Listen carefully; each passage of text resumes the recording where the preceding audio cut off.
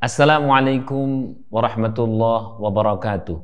Adakah di antara kita yang santri, yang dalam proses nyantri sedang kekurangan rezeki? Atau seorang wali santri yang memondokkan anaknya kemudian di tengah perjalanan sedang diuji perkara rezeki? Buat bekal, buat ngirim putranya agak kesulitan. Lagi sulit usahanya, lagi sulit rezekinya. Bila ada yang mengalami hal-hal tersebut, maka dengarkan kisah ini, insya Allah ada solusi dan ada motivasi sekaligus manfaat besar. Amin ya rabbal alamin. Dengarkan kisah ini sampai selesai.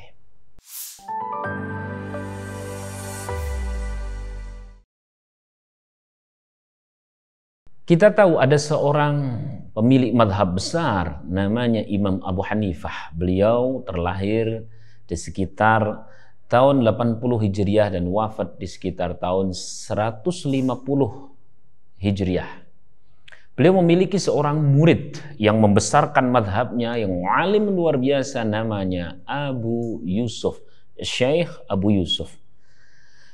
Syekh Abu Yusuf ini adalah seorang qadhi sekaligus seorang ulama besar. Tapi kan gak asik kalau cerita orang besar, cerita orang soleh, cerita orang alim ketika dia sudah sukses. Asiknya adalah cerita pada saat diproses. Bagaimana proses muridnya Imam Abu Hanifah, yakni Syekh Abu Yusuf ini menjadi orang yang hebat, orang yang top, orang yang memiliki kitab, menulis kitab Al-Kharaj, berpengaruh di kepemerintahan, berpengaruh di masyarakat luas, membesarkan madhabnya sang guru, yakni madhab Imam Abu Hanifah. Proses kecilnya bagaimana? Proses berjibaku dengan ilmunya bagaimana? Bagaimana dulu dia ketika nyantri? Baik, saya kisahkan lebih detail. Syekh Abu Yusuf memiliki nama kecil. Dia pas masih kecil namanya adalah Ya'qub bin Ibrahim. Ya kayak kita lah. Pas nama kecil kan kadang-kadang punya nama sendiri-sendiri toh. Namanya siapa? Abdullah misalnya. Pas kecil siapa namanya? Obama namanya Sinang atau apa, kan biasa toh. Lah ini Ya'qub bin Ibrahim pas masih kecil ya, atau Syekh Abu Yusuf ketika besok sudah menjadi ulama. Ya'qub bin Ibrahim ini adalah seorang anak yatim. Tidak punya apa-apa. Dia hidup bersama ibunya dengan penuh kefakiran dan kemiskinan. Karena tidak punya apa-apa, maka Ya'qub bin Ibrahim ini dititipkan oleh sang ibu di tukang jahit, istilahnya buruh jahit. Padahal umurnya masih kecil, masih umur pendidikan. Tapi gimana lagi? Wong buat makan aja sulit, buat kehidupan aja sulit. Lah sepulang dari jahit atau buruh jahit ini, Ya'qub bin Ibrahim yang masih kecil ini, dia mampir ke majelis besarnya Imam Abu Hanifah, majelis ilmu. Dengerin ngaji. Besoknya lagi pulang kerja, denger ngaji. Besoknya lagi pulang kerja, denger ngaji. Lama-lama lebih cinta ngajinya, lebih cinta ilmu daripada sekedar nyari rezeki. Karena memang dia masih di umur pendidikan. Hingga akhirnya ini si anak kemudian lebih banyak ngaji, lebih banyak ilmu daripada kerja sebagai tukang jahit. Sampailah sang ibu yang tidak terima datang kepada pemilik majelis, yakni imam besar Imam Abu Hanifah radhiyallahu anhu. Ya Syekh, kata sang ibu, kau jangan pengaruhi anakku. Anakku yatim, aku hidup cuman berdua, kami kesulitan ekonomi, makan aja sulit. Kalau tidak kerja terus gimana? Imam Abu Hanifah dengan kebijaksanaannya berkata, Bu, asal engkau izinkan, putramu ini ada mutiara di dalam dadanya. Dia sangat cinta kepada ilmu. Lalu terus biayanya gimana? Ya Syekh. Imam Abu Hanifah menjawab, anakmu karena betapa cintanya kepada ilmu, soal biaya, soal makan, dia bisa sangat terima, sangat sederhana. Kalau bahasa kerennya qanaah. Bahasa santri sekarang ya prihatin. Bahasa roto bitu maneh riyadhah. Bahasa lain lagi yo kiri tapi sing bener. Nah, gitu. Singkat cerita kemudian akhirnya diizinkan oleh sang ibu untuk Yakub bin Ibrahim ini nyantri di tempatnya Imam Abu Hanifah. Nyantri, jangan tahu setiap hari makan apa. Itu Yakub bin Ibrahim. Yang dimakan adalah makanan terendah atau makanan tertidak enak di kota itu di zaman itu. Apa itu? Roti kering, agar tidak terlalu kering, dikasih air putih. Nah, tiap hari gitu. Ngaji, roti kering, air putih. Ngaji, roti kering, air putih. Ngaji, roti kering, air putih. Sampailah kemudian Yakub bin Ibrahim ini menjadi seorang yang dewasa, yang kemudian dikenal dengan Abu Yusuf. Beliau menjadi pengurus pondok kalau zaman sekarang ya. Pengurus pondok, dia sudah ngalim, dia sudah menjadi pengajar. Habis itu, kala itu kepemerintahan masih ada di kepemerintahan Sultan Harun ar-Rasyid. Sultan Harun ar-Rasyid datang kepada Imam Abu Hanifah. Wahai Imam, kami membutuhkan seorang qadhi untuk negeri kita ini. Seorang yang memutuskan hukum, seorang yang besar ilmunya alim. Kami tidak melihat siapa-siapa kecuali engkau, wahai Imam Abu Hanifah. Tapi apa jawab Imam Abu Hanifah? Imam Abu Hanifah tidak mengajukan dirinya, melainkan beliau mengatakan, kalau tentang hukum, aku rekomendasikan muridku. Siapa itu? Yakni Yakub bin Ibrahim, yang kemudian dikenal dengan nama Abu Yusuf Al-Ansari. Akhirnya dikirimlah ke pemerintahan niku Abu Yusuf Al-Ansari atau Syekh Abu Yusuf Al-Ansari yang kala itu sudah dewasa, keilmuannya luar biasa, menyelesaikan banyak permasalahan sampai beliau menulis satu kitab terkait penyelesaian hukum, yakni namanya Al-Kharaj. Nah, suatu ketika Raja Harun ar-Rasyid itu nggak tahu kenapa kepingin merasakan makanan yang paling tidak enak di negerinya.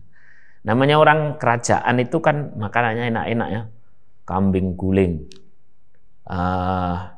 unta guling, ya semacam-macam, sing enak-enak pokoknya sing enak. Satu ketika beliau kepingin merasakan rakyatnya tuh makan apa. Tapi beliau makan tidak sendiri, beliau makan mengumpulkan wazir-wazir, menteri-menteri, pejabat dikumpulkan. Pejabat-pejabatku, kumpul semua, kumpul. Termasuk Syekh Abu Yusuf. Kumpul semua, kumpul.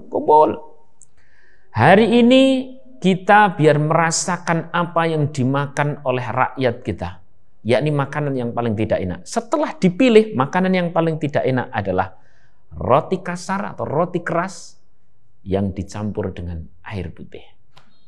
Suguhkan ini pejabat-pejabat sugui intip kaya ngopo rasane. Ya. Makanan santri kan intip tuh atau terong, ya yes, pokoknya diantara itulah.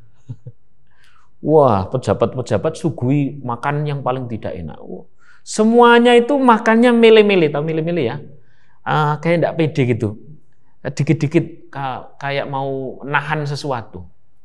Termasuk raja sendiri. Tapi ada satu orang yang dengan lahap memakan roti kasar atau roti kering dikasih air, itu makannya dengan lahap, senang, bahagia, kokop, serotop gitu. Jangan tahu siapa orangnya? Betul, Al-Qadhi Syekh Abu Yusuf. Sampai orang lain keheranan. Ya Qadhi, ya Syekh Abu Yusuf, kau ini aneh, yang lain makanan-makanan bingung dikasih makanan seperti ini kok gelemek kalau bahasa daerah. Pokoknya kau ini kok nyaman sekali dengan makanan itu. Ada apa? Kata raja. Syekh Abu Yusuf jawab, tidak ada apa-apa wahai raja, semoga Allah memberikan umur yang berkah untukmu. Allah yubarik, Allah memberikan keberkahan untuk engkau. Enggak. Kami heran, yang lain itu makan pada setengah-setengah, kau makan roti kasar dikasih air kok sedemikian nikmat, ada apa? Lalu kemudian Syekh Abu Yusuf setengah meneteskan air mata atau berambang kalau zaman sekarang. Ya, dia mengatakan, wahai raja dan para pejabat lain, ini adalah makanan yang menemaniku sejak menjadi seorang anak yatim yang bukan siapa-siapa. Sampai hari ini aku telah dikenal sebagaimana kalian tahu sebagai seorang qadhi. Ini adalah makanan keseharianku selama aku nyantri. Ini adalah makanan keprihatinan, tapi makanan yang paling mewah. Karena ia yang menemaniku, aku menjadi hafal Quran. Saya panjangkan kalamnya. Aku menjadi mengerti hukum, aku menjadi mengerti banyak hal. Aku menjadi sekarang ini. Makanan yang menemaniku adalah roti kering ini. Shallallahu alaihi Nabi Muhammad. Bapak-bapak, ibu-ibu, santri-santri, wali santri semuanya. Setiap nyantri itu tidak akan asing dengan istilah prihatin. Biasalah orang prihatin pada saat nyantri. Makanannya sederhana. Tapi itulah cara Allah. Boleh jadi dengan al-ajru biqadri ta'ab. Balasan Allah itu juga berdasarkan keprihatinan yang kemudian dinikmati. Maka siapa yang masih nyantri kala ini dan kemudian masih memiliki keprihatinan tertentu, kiriman telat, biasa, tidak apa-apa. Kemudian makanan sederhana, biasa, tidak apa-apa. Biasa aja. Demikian pula dengan wali santri yang terkadang kesulitan memberikan kiriman untuk anak, tidak masalah. Yang pasti ingat, kemudian Imam Abu Hanifah menyitir satu ayat, yarfa'illahu alladhina amanu minkum walladhina utul ilma darajat. Intinya Allah pasti akan angkat derajat seorang yang memiliki keimanan kokoh bahwa faman ya'mal mithqala dzarratin khairan yarah wa may ya'mal mithqala dzarratin syarran yarah. Menabung kebaikan kelak akan berpanen kebaikan. Apa kebaikan yang luar biasa yang bisa mengangkat derajat? Menikmati lika-liku mencari ilmu, walau dengan keprihatinan, walau dengan kekurangan, asal kita tetap istiqomah, maka insya Allah pasti Allah akan memberikan panen. Sehingga siapapun wali santri yang hari ini sedang sulit rezeki, jangan ambil anaknya gara-gara soal kekurangan biaya. Toh ada nanti solusinya. Tetaplah semangat. Siapapun santri yang hari ini sedang merasakan kesulitan masalah rezeki, jangan kemudian memutuskan untuk boyong. Apalagi boyong tanpa pamit. Di depan sana ada masa depan yang cerah, terutama masa depan akhirat. Tidak apa-apa. Menjadi santri itu prihatin, tapi santri yang jadi pasti mulia. Tetap semangat, tetap istiqomah. Assalamualaikum warahmatullahi wabarakatuh.